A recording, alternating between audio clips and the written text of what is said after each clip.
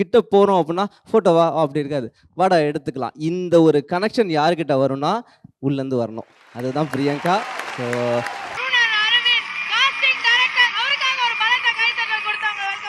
யார் வேணா யாரோட வேணா ஒரு ரீல்ஸ் போட்டுடலாம், ஒரு போட்டோ போட்டுடலாம். இதெல்லாம் இல்லாதப்போ ஒரு கனெக்ஷன் இருக்கும்ல.